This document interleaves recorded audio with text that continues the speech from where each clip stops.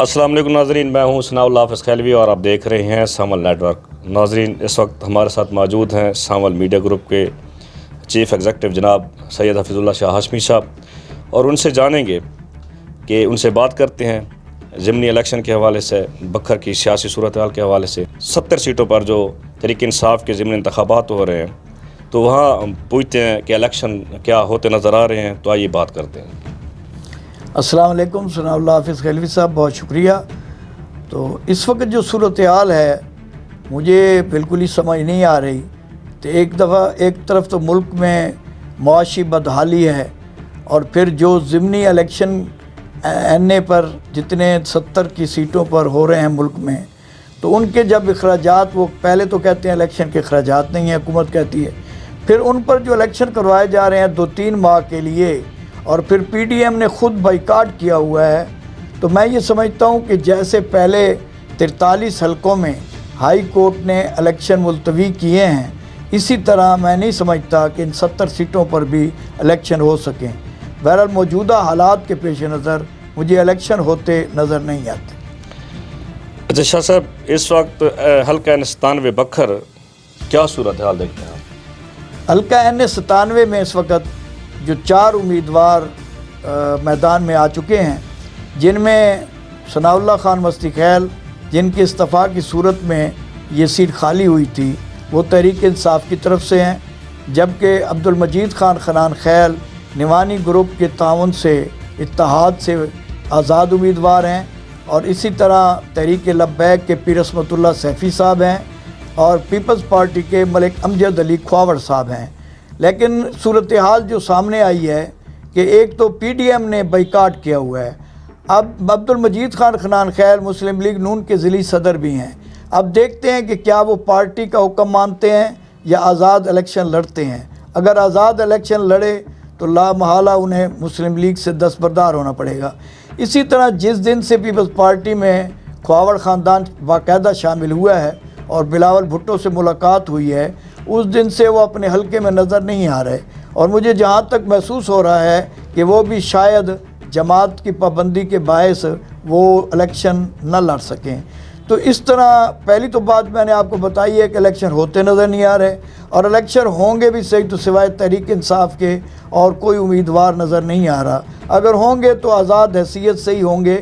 تو اب دیکھتے ہیں، مقابلہ 1 to 1 ہوتے ہوئے نظر آ رہا ہے مجھے، ثناء اللہ مستی خیل تحریک انصاف، اور جبکہ آزاد امیدوار عبدالمجید خان خنان خیل ہیں۔ اچھا شاہ صاحب، آپ یہ بتائیں، ضمنی الیکشن حلقہ میں آئے روز تبدیلیاں رونما ہو رہی ہیں۔ صبح ایک گروپ ایک سیاسی کے ساتھ اعلان کرتا ہے، تو دوسرا گروپ دوسرے کے ساتھ اعلان کرتا ہے، تو اس حوالے سے آپ کیا کہنا چاہیں گے؟ اصل میں نے جہاں تک دیکھا ہے، کوئی نیا گروپ مجھے نہیں لگ رہا کہ وہ چاہے مستی خیل ہو، چاہے وہ خنان خیل ہوں، یا وہ امجد کھواوڑ ہو، وہ نیا گروپ مجھے نہیں لگ رہا کہ ان کے ساتھ شامل ہو۔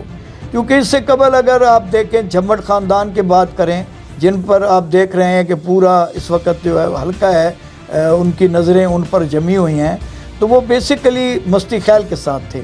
جو ضمنی الیکشن میں انہوں نے نوانیوں کا اگر ساتھ دیا ہے، اس سے قبل نوانی اور مستی خیل اتحاد تھا۔ اس کے بعد جب ان کی یعنی نیچے عرفان اللہ نیازی تھا کینڈیڈیٹ، چونکہ تو وہ نوانیوں کی خاطر انہوں نے ایک معاہدہ کیا ہوا تھا کہ مارکیٹ کمیٹی کی چیئرمینی کا، تو وہ چونکہ نوانی گروپ کے ساتھ تھے، تو اس میں کوئی ایسی بات نہیں ہے کہ اگر وہ نوانیوں کے ساتھ یا خنان خیل کے ساتھ رہیں۔ لیکن میں نہیں سمجھتا کہ اس وقت جمٹ گروپ کے جو پہلے 2 گروپ تھے، اب 3 گروپ بن چکے ہیں، اور جو نوجوان ہیں، پہلے بھی اس سے پہلے آپ اگر دیکھیں تو ثناء اللہ جو سعید اکبر خان کا ضمنی الیکشن ہوا ہے، تو دلے والا کے وڈیرے سب ایک طرف تھے، یعنی سیٹھ گروپ ہو گیا، راہ گروپ ہو گیا، جمٹ گروپ ہو گیا، پھر بھی دلے والا وہ ہارے ہیں۔ تو اب جو جمٹ گروپ ہے وہ ٹوٹ پھوٹ کا شکار ہے۔ تو اب دیکھیں، ابھی تک انہوں نے کوئی واضح فیصلہ نہیں کیا، نہ ہی کوئی پریس کانفرنس کی ہے، اور نہ ہی انہوں نے کوئی جلسہ دیا ہے۔ وارث واگورہ ہے، وہ پہلے بھی ثناء اللہ مستی خیل کے ساتھ تھا اور اب بھی مستی خیل کے ساتھ ہے۔ اب آئے روز جو اعلانات ہو رہے ہیں، مثلا رؤوف قریشی صاحب ہیں، مرتضیٰ شاہ صاحب ہیں، حیدر شاہ صاحب ہیں، یا یہ وہ لوگ ہیں جو نوانی گروپ کے ساتھ تھے۔ جب نوانی گروپ کے اتحاد سے ہی مجید خان الیکشن لڑ رہے ہیں، تو ان کا بار بار اعلان کرنا وہ تو مناسب نہیں ہے۔ کوئی خاص نیا بندہ میں نہیں سمجھتا کہ اس وقت تک وہ کوئی کسی کے ساتھ کسی دھڑے کے ساتھ وہ شامل ہوا ہو۔ موجودہ حالات میں دونوں طرف ایک ہی پوزیشن ہے، جو پہلے ان کے ساتھ تھے اب بھی ان کے ساتھ ہیں۔ اچھا شاہ صاحب، پنجاب اسمبلی کے الیکشن کے بارے میں آپ کیا تبصرہ کریں گے؟ پنجاب اور خیبر پختونخوا دو اسمبلیاں جو کہ تحریک انصاف کے سربراہ عمران خان صاحب کے کہنے پر وزرائے اعلیٰ نے انہیں توڑ دیا ہے۔ اب صورتحال جو واضح ہے آئین میں کہ 90 دن کے اندر اندر ہر صورت الیکشن کروانے ہوتے ہیں، لیکن تاحال جو الیکشن کا اعلان نہ کرنا، میں سمجھتا ہوں کہ یہ جو اعلان نہیں کروانا چاہتے ان کی بزدلی ہے اور وہ میدان سے بھاگنا چاہتے ہیں۔